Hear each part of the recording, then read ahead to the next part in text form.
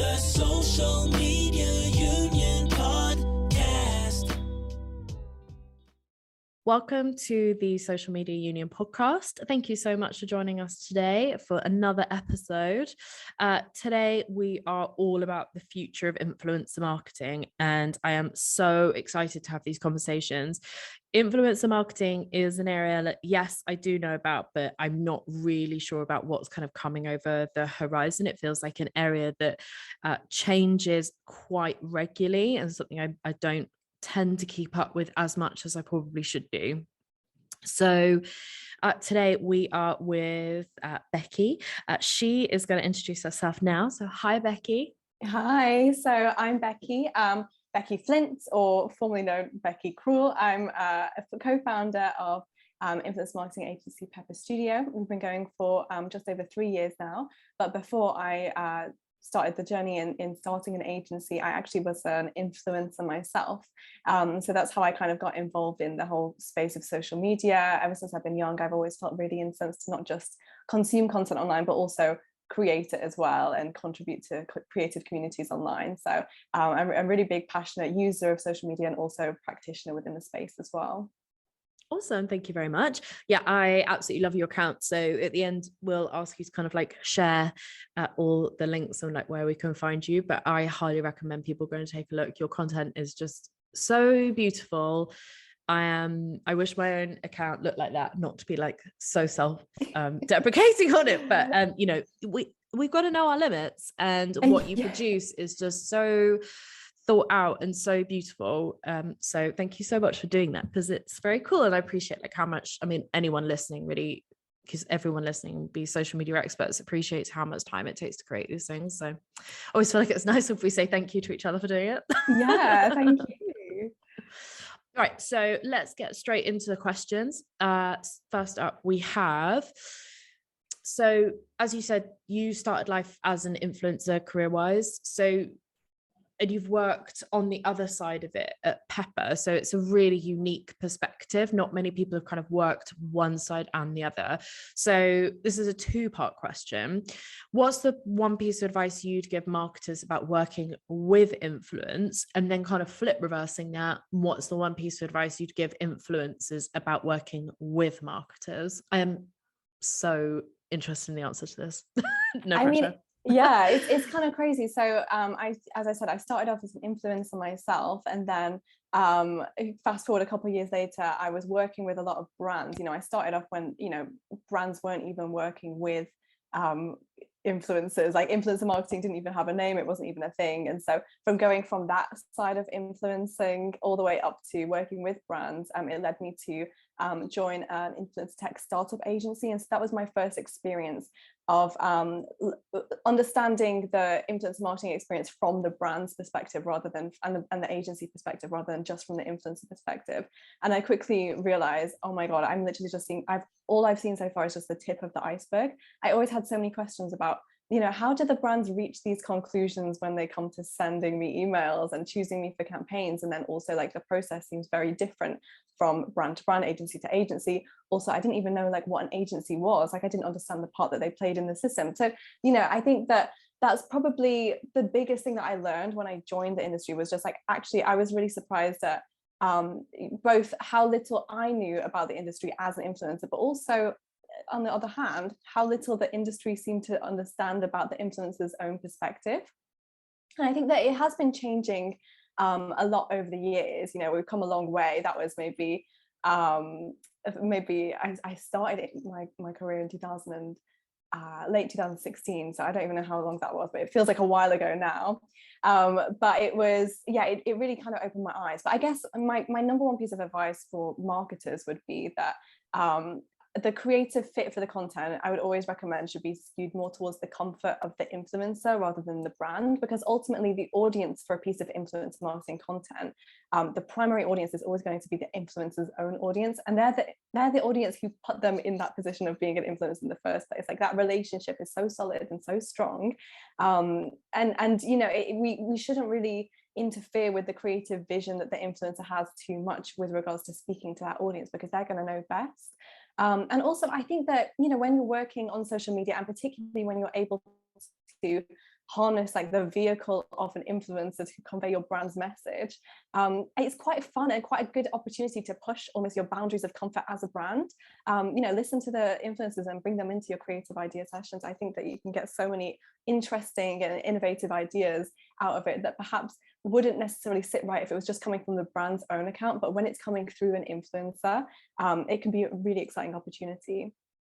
And then for the influencers, so I think the advice that most people give to influencers is like, know your value, but I'm going to kind of like twist this a little bit because we've heard that advice so many times. But for influencers looking to work with brands and agencies, my advice actually would be to learn to be more commercially savvy. And it's not necessarily always charging the most, which is a good thing to do, and you shouldn't undervalue yourself, but it's also just about being really strategic with your brand network that you start to grow, and how can you incentivize your clients and your brands to keep coming back to you and giving you more and more work. Because sometimes just in terms of budget constraints, the influencers who charge a little less make more over a year than the influencers who are charging a larger amount, because it's more economical to keep going back to them. So I think, package up your deals, package up your offering, and then always be perceived to be adding value, even if you are charging what you should be charging, and you should be doing that. But you can always, package it up in a way that it looks like you're giving in like more freebies and this and that and the other. So being really courteous and being quite strategic and savvy, your partnerships will continue to grow and go, and it give you a more kind of reliable source of income. Thank you so much. That's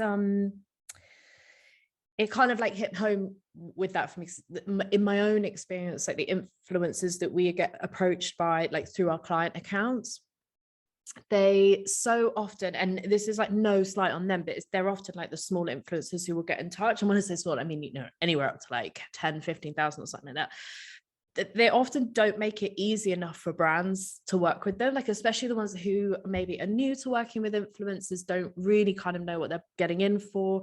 And that's like having those media packs like at the ready is from like an agency side, which is my own experience, is to have those media packs absolutely ready, because it's the first question I'm going to ask. And also it makes the influencer immediately, I can tell the difference between someone that kind of really knows what they're doing and has experience in it to someone who doesn't. Now, just because they've got a media pack doesn't mean they are experienced, but I've already ticked that box in my head. So kind of like trick us into working with them. And, we'll always look at their accounts. I'm like, if it looks great, then absolutely, why not? I don't, it's not that I care whether they've worked with brands in the past, because actually I don't really want to work with people that have worked with tons, because obviously there's that finding that balance and making sure that it's a good mutual relationship. But yeah, I just think making life easier for each other is always good, and being really clear with a brand, and like us, an agency, is just being really clear what it is that we would like, and then having a negotiation about that. So the next question I've got is really kind of the meatiest question for this, and will certainly be the one where we can kind of like really get into the nitty-gritty of like what's coming up in the horizon for influencers. So can you tell us what you expect the big trends to be in influencer marketing over the next 12 months? Okay, so I'm going to go into the question number 2, and just as a pre-warning to anyone listening, and to you, of course, too, Beckii, that this is a pretty meaty question, so I apologize enormously in advance. Can you tell us what you expect the big trends to be in influence marketing over sort of like the next 12 to 18 months? So, I mean, I would love to know for certain. It would make my life a lot easier, but I think there are some definite kind of like ideas that I have about what's going to be really big within this space. And the first one is probably like the obvious one, which is like Web3 and the blockchain technology. I think that this is going to be a little bit more of like a long-term thing, because this is something that's looking like it will be revolutionary for like the entire internet, not just the social space.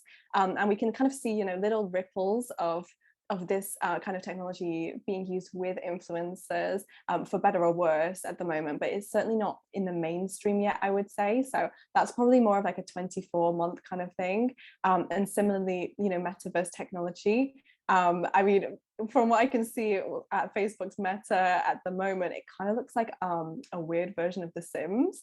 But I think that there is definitely something in this, and especially with, you know, the hybridization of like, you know, working at home and in the office, there's a lot more that the internet can do to revolutionize this space. So I think I'm interested to see where that kind of takes us for the wider web space, and like thus, you know, internet culture will always follow. I'm also keeping my eye on in social shopping and live shopping through social apps. I mean, obviously, the biggest kind of aim for all social media apps, and you'll know this firsthand if ever you look into your screen time settings on your phone, and you can see how many hours you spend a week on certain apps. And like usually there's like, you know, a big two or a big three that consume like the majority of the time. And that's the whole point, is that, you know, these social sites are supposed to be really sticky, increase your dwell time, and also that's the whole purpose of them. And but they're also kind of battling this other issue of how to continue to commercialize and build on revenue. And I think that in social shopping is going to be a huge part of that. And right now with it's sometimes a little bit of friction still there, you know, like it'll be a product listing within an app, then you click and you still have to check out through the website of the, you know, of the brand. But it's definitely becoming a lot more streamlined, I've noticed. And I think that this is a really interesting and key feature that we have to bear in mind for influence marketing as well, because similarly, you know, with our influencer marketing activities, the majority of our call to actions is still going to be off social, which is something that the social sites don't really want to incentivize. They want to keep you on the app for as long as possible. So if we can achieve our marketing goals within the platforms that we're performing our marketing on, it's going to really have a big impact on our overall results. So I'm really excited to see where that's going. I'd also say that I'm really interested in, you know, platforms kind of growing their own cultural identities. You know, I think a lot of the big platforms, they do kind of bring out copycat products, and the way to have longevity within this is to build that social culture within each. So, you know, I would argue and say that a reel isn't the same as a TikTok, because the cultural identity of the two platforms are very different. And I think that ensuring that brands do understand that is going to be a really big key part, because I think that most social users probably do understand that in their own minds, but the platforms are definitely, you know, trying to incentivize more original creative content on their platform to continue to build that cultural identity on there. And so that's going to be something that I'm very interested to follow over the next year. And then I think the biggest one that's definitely been brewing for, like, you know, over the last year as well, and even before that, is all about accountability. You know, audiences are holding influencers to very high standards with regards to inclusion, sustainability, diversity, and ethics. And this is also kind of being passed on to the brands as well, you know, holding them to that high standard too. You know, audiences don't just need to know what your brand is anymore, but they also need to know what's your brand's stances, what's your brand's opinions and viewpoints. And it's, you know, it's kind of conducive to a culture that's asking a lot more questions and interrogating things more when we're having so many crises with regards to the environment and, you know, social issues and this kind of thing. So with regards to influence marketing, is ensuring that you have the right brand fit more important than ever, because, you know, audiences are growing really, really savvy to things like ethical posturing, greenwashing, you know, just words without any action behind them. And, you know, this kind of inauthentic marketing is not just neutral, but it's actually negative in terms of how consumers perceive it. So yeah, I think holding brands to a high account, and also with that influencers being held to that account too, is something that's going to be really important to keep an eye on over the next year. And, you know, that's, I'm actually thrilled that you said that, because it's something, again, not to bring it back to me as I tend to do on all of these podcasts, but it's something that we are working on with the Social Media Union. So we're working with and have approached a number of others, organizations and individuals, to help us put together kind of cheat sheets for social media marketers. Like, that's maybe not quite the right time, but it's just what we're calling it internally at the moment, on how to make sure that you're using your social media channels during something like, say, International Women's Day, like on International Women's Day and leading up to that, and you're not just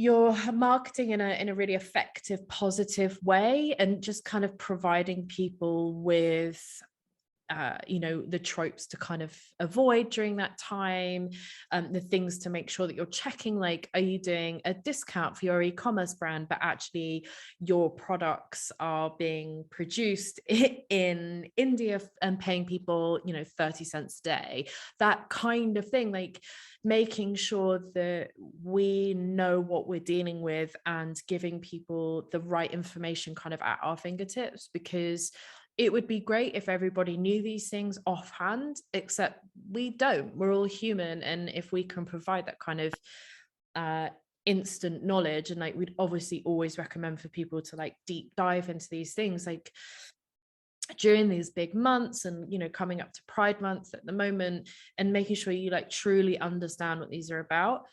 If people don't have time to do that within their own like kind of marketing world and their career, then will provide these kind of more digestible pieces of information in like kind of 1 or 2 pages. So that's something that we're trying to work on at the moment, just to kind of like plug that. So we'll be releasing those over the coming months. But thank you so much for sharing those insights with us. I think that's absolutely fascinating, and I can't wait to see what comes up with it, like especially with like blockchain and like what Meta have in store and Internet 3. I was listening to a great podcast that just to plug her, Jessica Yellen, who's a freelance journalist who I absolutely love following on Instagram, News Not Noise. Her podcast, I think last week or the week before, was a guy from I can't remember his name off the top of my head, and the organization he comes from, but it's basically him explaining what all of these things are. So if you are listening to this and you don't quite know what they are, then go and check out Jessica Yellen's News Not Noise podcast. I think it would have been perhaps beginning to mid-April that came out, but it explains everything in a really clear way. So I now actually understand these things, whereas before I would just sort of like nod and smile and kind of just agree with people as they were talking about it. Okay, so third question that I have for you is, Instagram and TikTok are the key platforms for working with influencers at the moment, as far as in my world, certainly. But do you think this will change, or should we as marketers keep these as the key areas of our influencer marketing strategies? Basically, was there something else coming up on the horizon that we should watch out for? I mean, I think ultimately we have to go where the audiences go. And if we're seeing that, consumers and audiences are spending the majority of their time on these apps, then it would make perfect sense for us to continue being active on them as well. And also, as I mentioned before, we've got to assimilate to the culture of the platforms as well. So whilst we are making, there's now Reels and there's TikToks, but there's also like Instagram stories and there's TikTok stories, and it's all about making sure that we're in tune with the culture of each platform. So we're not just like cross-posting the same content and kind of having them both fizzle out. We've got to make things really bespoke and well tuned to each platform. But similarly, there's other interesting apps like out there and emerging, which I'm kind of keeping my eye on. One of them, which is exciting me the most at the moment as a consumer, and in the back of my head, I'm always thinking like, how can we get brands involved with this, is an app called Be Real. Have you heard of it? No, I haven't actually. Tell me everything I need to know. Okay, so Be Real, basically what happens is once a day at a random time in the day, you'll get a notification asking you to be real, and it will open up your app, and it gives you 2 minutes to take a picture, which it will simultaneously take a picture of both your front camera and your back camera of whatever it is you're doing right now. And no filters, you can't edit, you can't even see the picture when you're taking it. And then that's it, you just got to post it. And at the same time, so the fun part is when you post it, all of your friends and all of your contacts, everybody that you're following, their Be Reals of that exact moment in time all just start filtering in. It's so fun, it's so creative, it's so much less pressure for posting than anything else, and it just kind of clears everything and starts again the next day. So it's really entertaining, and I don't think that any brands have done anything on it at the moment, but I think it's such a refreshing approach to social media. It doesn't encourage endless scrolling, it just encourages once a day, that's it, you enjoy it, and then that's it, and it's over, and we come back to the next day. So yeah, I think that just these innovative ways that are kind of helping us broach away from probably the more draining parts of social media, you know, the doom scrolling, the endless scrolling, the filters, the editing, seeing an app embrace those frustrations that we have as a culture, and trying to combat them in a way that brings joy and entertainment. I think that things like this are going to really catch on. So yeah, that's the place that I've got my eye on at the moment. Yeah, I highly encourage you to download it and check it out. I feel like that fits so well with what you were saying earlier about this, people and brands being so much more conscious, well, just conscious really, I suppose, and wanting to make, you know, as consumers, we want to make good ethical decisions. So if there's a brand that's made a decision to go on there and be genuine and work with influencers that are being genuine, then it tells you a lot about that. Well, certainly about the marketing team, perhaps not like the wider company, but certainly about where the marketing team's ethics lie. Oh, that's interesting. I'm going to download that. I'm really excited about that. I really like the idea of it. I'm slightly worried about where I might be at those times when it nudges you, but we can I'm sure they've thought of that. Well, that's the thing. So I heard about it on TikTok, and then now I get served all of these like meta TikToks about the app, and there's all these funny ones where girls are saying like they're hanging out longer in the day because they haven't had the notification yet, and every time I ask them to take a picture, they're just like sitting at their home like being bored. So it's like I want to show my exciting fun life on Be Real and not my boring sitting at home life. So I think that it shows that it's going in a good direction if there's these like, you know, comedic meta conversations happening around it. So yeah, it's exciting, really cool. And so the last question, the one that I round this up with all of our guests, is your favorite account to follow on social and why, please?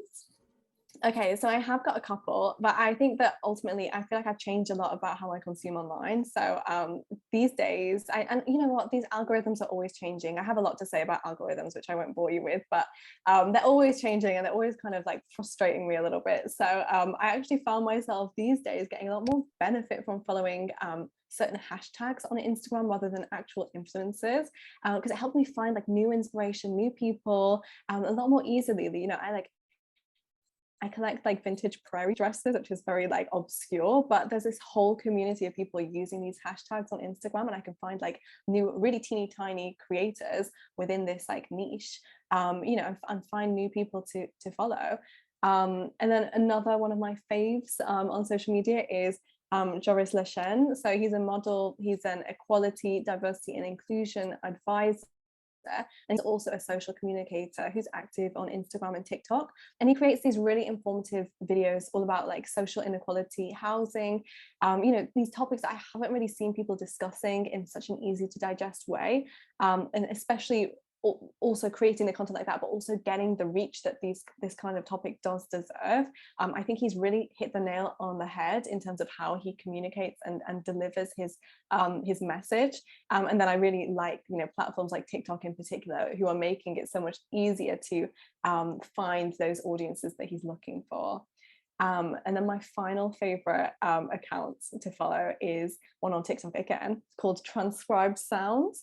It does exactly what it says on the tin. So especially if you're working in this space like ours, you can see the sounds that are trending on TikTok, and it just kind of like transcribes them. It's basically like a catalog of all of the trending sounds, but I think it's particularly useful because it helps you to ensure that you're seeing trends outside of your own curated bubble. I think that's really important for us to do, to ensure that we're not just getting echo chambered by the things that we're interested in and we're following, but to have that broad spread of the industry as well. So these kinds of like aggregators are really, really useful as well.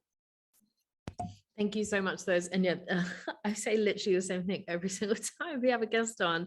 The first thing I'm going to do is go and follow all of those people because that sounds really interesting. And so interesting on your point about hashtags as well, because I have this discussion with clients quite a lot, read all the time, on what hashtags that they should be using, especially like really on Instagram, talking about here, and how important they are. And I think my answer is generally like totally depends what it is you're doing, for sure. And like doing your research into it, some businesses will do well from using those hashtags and find new followers, but others won't. You have to be quite specific in that. But yes, I'm a big fan of searching things, the hashtags. Like I'm trying to think of like the ones that I really like following. There's like snob shots. which I really Ooh. enjoy. I don't know why I like it so much. It's just like really snobby photos of streetwear, basically, which I really enjoy. And there's always like some really interesting ones, and I followed it for a client actually, and then now I can't stop. I'm sort of addicted to it. And there's also, I'm trying to think what it's called, it's like dark romance or something like that, and it's all this kind of like gothic romance, like literature and like imagery, and I just had never Dark come across. academia. Yes, that's it. Yeah, That's okay, big fan absolutely as it. well. Dark academia. Oh my god, yeah, that's it. I just absolutely love following that. I just like the cool stuff that comes up with it, and I'm like, yes, this definitely speaks to my kind of Cancerian emo teenage years. I could just totally absorb myself in that. So I have now started sharing one that I really enjoy as well. I'm actually, I plugged the podcast earlier, is Jessica Yellen on News Not Noise on Instagram. I just think if you're into American politics, American news, I really enjoy it, because it's very difficult to follow politics in our own country because it's quite frustrating. So listening to about politics about in another country, I find a bit more easily digestible. And then once I kind of got started like being interested in it, I'm now pretty obsessed with it and have to listen and read about it all the time. But Jessica Yellen, what I really love what she does, it's basically exactly as she says, it's news, not noise. So it was particularly poignant, like when Trump was in power, like there's a lot of, and what so many politicians do is you know, strategically release news stories to cover up something else. And it's all about like, don't worry about all the news headlines. Here's the things that you need to know today. And actually a lot of them, it's not just all US focused. It tends to be like a little bit global as well. And also what goes on in America does obviously affect us here, generally speaking. So not particularly fun one, I'm afraid, today, but one that I really enjoy following. I'm gonna check it out. It sounds really beneficial. interesting. Yeah, she's really great, and she does lives, and so she'll do her Instagram lives, and then those are the podcasts. So it just kind of, I like that you can digest the information that she and the content that she shares in like various different places. Just makes life a bit easier. Okay, so last things to wrap up really is plug away, tell us where we can find you, just share anything you like, really. Yeah, of course. So our business is called Pepper Studio, and you can find our website pepper.studio, or email us at hello@pepper.studio.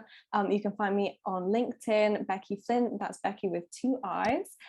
Keeping an eye on everything that goes on in influencer marketing, of course. And then also, if you do want to follow me on my more kind of creative outlets, then that's my Instagram, where I create content all about art and history and like historic fashion, that kind of thing. And that is under Beckii Cruel. So yeah, I hope to see you there.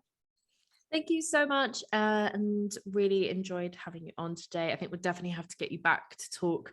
There's so many things I could talk to you about and so much more in depth about what's coming up, especially with Internet 3. Like I'm already like processing that in the back of my mind.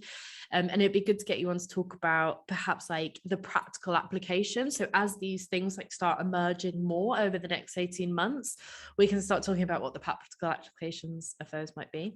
Just thinking out loud there. Okay, so thank you very much for everyone listening today. Really appreciate you tuning in.